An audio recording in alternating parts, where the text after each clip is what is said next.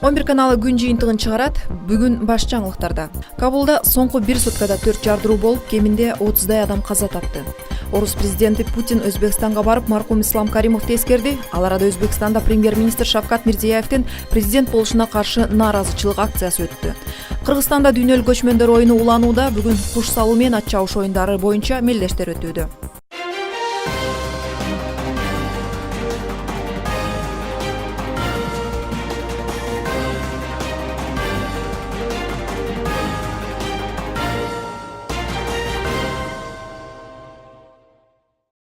Оганстандын борбору Кабул шаарында соңку 1 сутка ичинде эле 4 жардыруу болуп, ал ондогон адам курмандыктарын алып келди. Соңку жардырууда канча адам каза тапты тактала элек. Буга чейин орун алган 3 жардырууда кеминде 30 адам мерт кетип, жүздөй киши жарадар болгон болчу. 4-үнчү жардыруу куралчан адамдар менен полиция кагылышы маалында орун алды. Кабулда иш алып барган эл аралык кайрымдуулук уюмдарынын бирөөсүнө куралчандар кирип барып, 1 адамды өлтүргөнү кабарланууда. Оганстанда жардыруулар 5-сентябрдын кечинде башталган. 2 жардыруу коргоо министрлиги алдында болуп, анда күч орган жетекчилери каза болду. 3-чү жардыруу эл аралык уюм кеңсесинде орун алды. Бул теракттарга талиптер жоопкерчилик алышты. Президент Ашраф Гани жардырууларды кескин айыптап билдирүү жасады. 2014-жылы эл аралык күчтөр аскерлерин чыгаргандан кийин Оганстанда абал оорлошууда. Бүгүнкү күнү 34 Оган провинцияларынын жарымында талиптер менен күрөш жүрүүдө. Орус президенти Владимир Путин бүгүн Самаркандга келип, маркум Ислам Каримовдун көрүстөнүнө кызыл розалар коюп эскерди. Буга чейин Путиндин жардамчысы Юрий Ушаков Путиндин Өзбекстандагы сапары жеке мүнөздө болорун айткан. Ислам Каримовдун көрүстөнүнө барып кайткан орус президенти өзбек бийликтери өлкөдө туруктуулукту сактап, орус-өзбек эки тараптуу кызматташуусу мындан ары улана берерине ишеничин билдирди. Эске салсак, 79 жаштагы Ислам Каримовдун өлүмү тууралуу 2-сентябрда кабарланган болчу. Аны менен коштошуу тажыясына Кыргызстан премьер-министр Сооронбай Жээнбеков баштаган делегация барган. Ал арада Өзбекстандын Түштүк облусунда учурдагы премьер-министр Шавкат Мирзиеевдин президент болушуна каршы нааразычылык акциясынын өткөнү кабарланууда. Урматтуу телекөрүүчүлөр, көчмөндөр оюнунун 5-күнү дагы кетип бара жатат. Бул жакта Кыргызстандын 7 облусунун өзүнүн ар биринин өзүнүн айылчасы түзүлгөн. Ошол эле сиз өзүңүздөр көрүп жаткандай ондогон боз үйлөр ар бир айылдын атынан атайын шаарча аталган экен.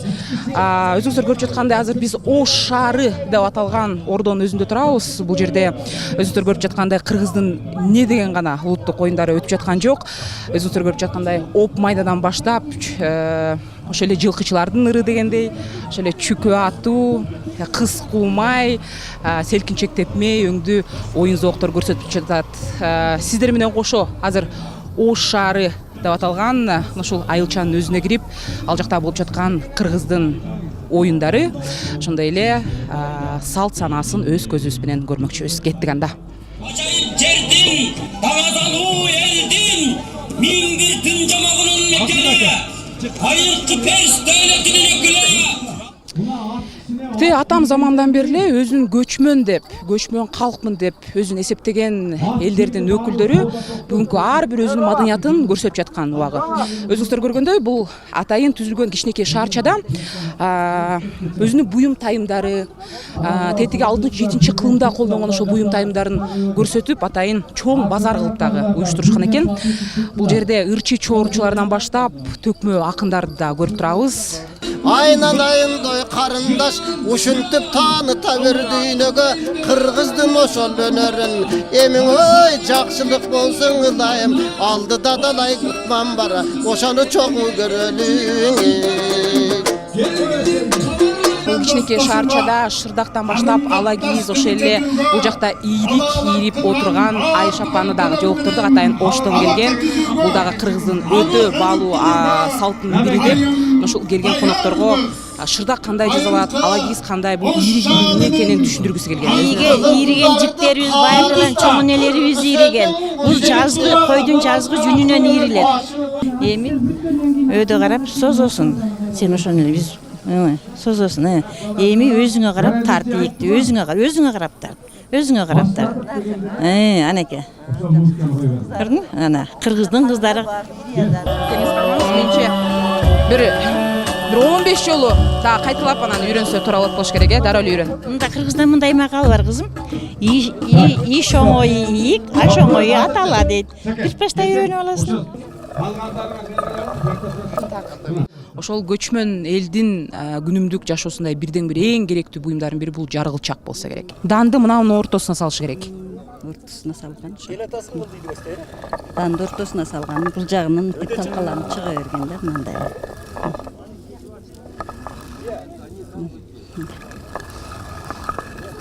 Бул мурунку немелерде болгон да, кийин тек Айтор кылкылдай өл жүргөн Кырчын жайлоосундагы сиздер көргөн оюн зооктор 8-сентябрга чейин уланмакчы. Сиздер көргөн ошол кыргыздын маданияты, башка элдин үрп адаты тууралуу көрүнүштөр бир үзүндүсү гана болду. Алдагы 2 күндө дагы кыргыздын кереметтүү жайлоосу болгон Кырчындагы күнүмдүк турмуш тууралуу материалдарыбызды сунуштап турмакчыбыз. Сиздер менен мен Айгерим Жаныкул, Нурбек Юлдашев, 11 канал үчүн.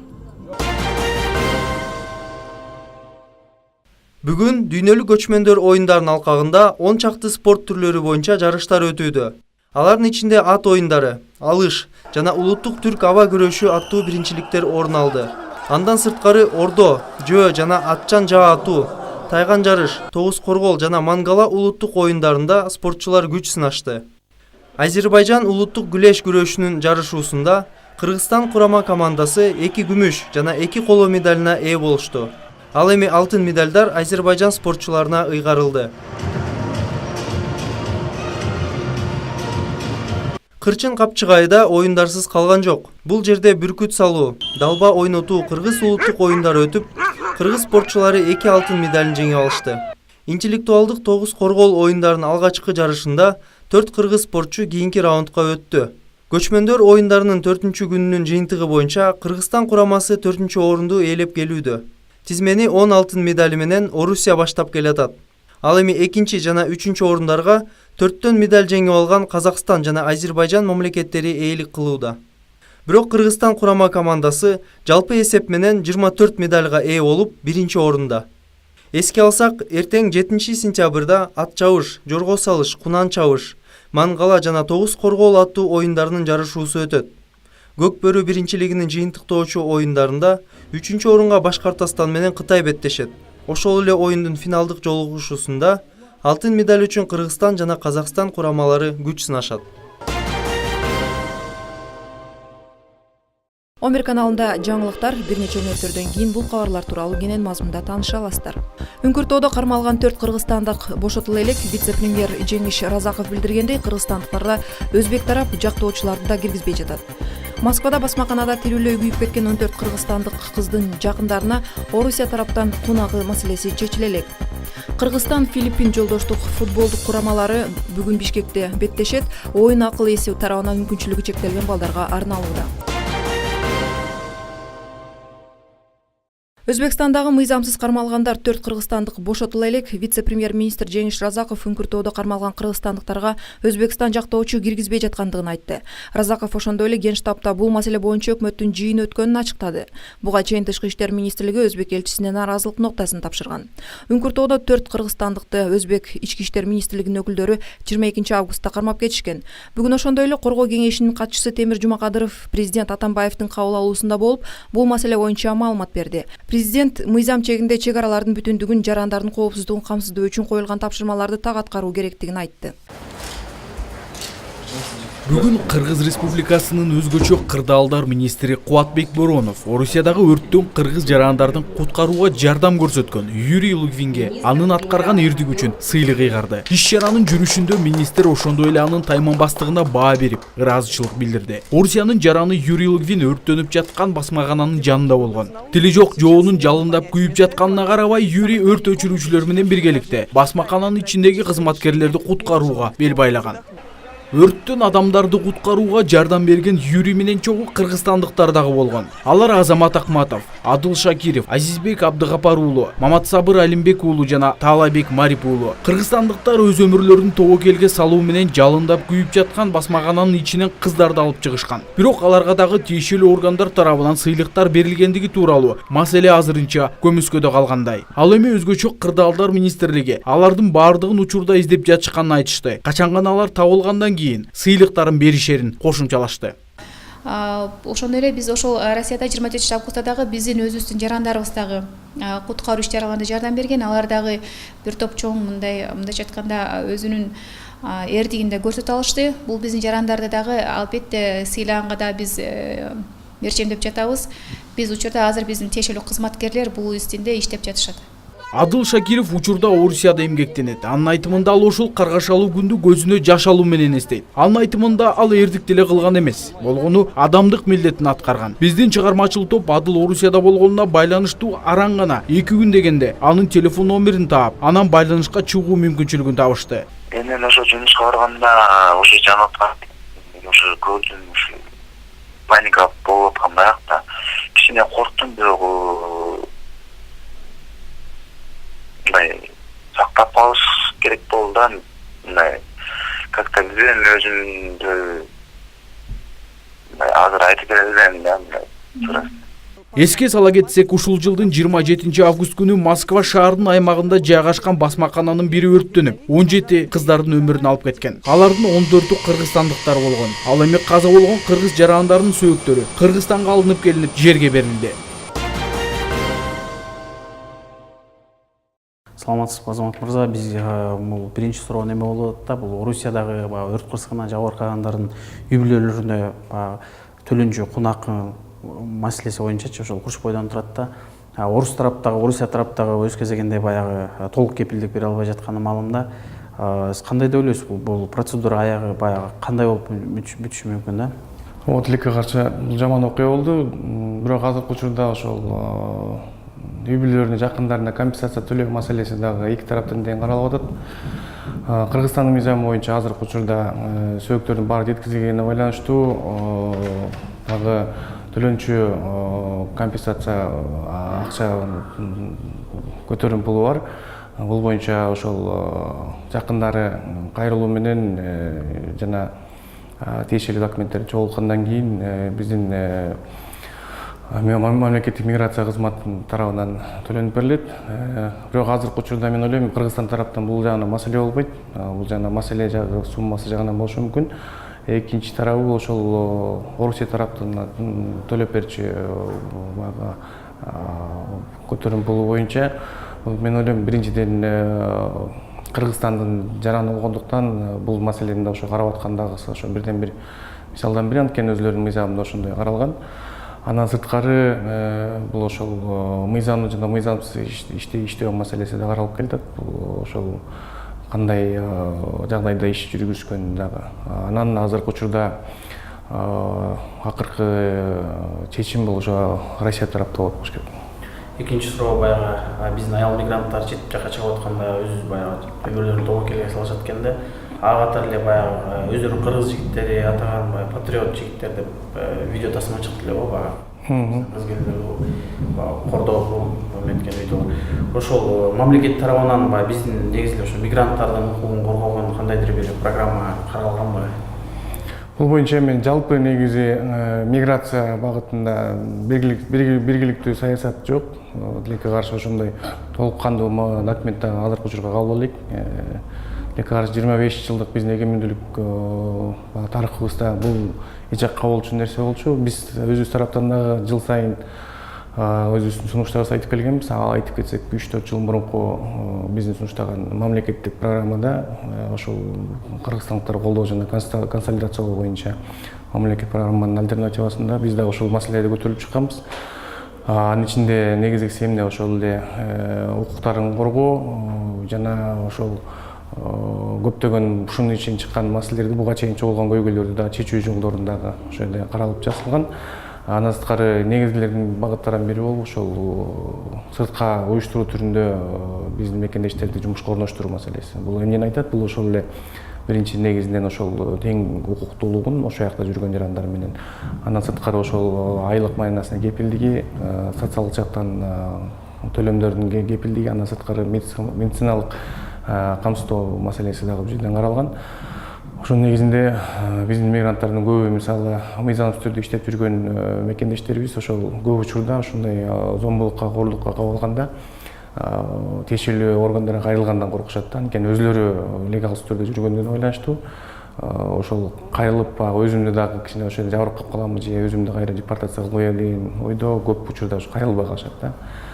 Бул патриоттор боюнча дагы биз өзүбүздүн биздин ассоциациядагы өзүбүздүн ой пикирибизди билдиргенбиз. Бул албетте кылмыш жана тиешелүү негизде баягы чара көрүлүш керек бул тарапта. Аял киши жана эркек киши мигрант катары бөлүшүү маселеси бул ойлойм азыр Кыргызстанда сыртта жүргөн мекендештерибиздин жартылай жарымдан чукул болушу. Биздин аял кишилер болот тилекке каршы азыркы миграциялык агымдардын негизлеринин бири болуп ушу биздин мекендештер сыртка кетип калды ошол. Бирок азыркы учурда ошол жанагындай бирдиктүү саясат колго алынса, мен ойлойм мындай нерселер асып болуш керек да. Биз өрт өчүргүч катары чыккан маселени баары өчүрбөстөн ошону алдын ала иштер жүргүзүш керек. Акыркы суроо бул Кыргызстан Евразия биримдигине мүчө болгондон бери туура 1 жыл өтүп атат. Ушул жылдар аралыгында мигранттардын абалы кайсыл жакка, кайсыл багытка өзгөрдү да? Бул эми салыштырмалуу башка коңшу мамлекеттердин жарандардын жүрүшү менен салыштырмалуу биздин мекендештерибиздин жүрүшү албетте кенен жана мыйзамдарда көрсөтүлгөн.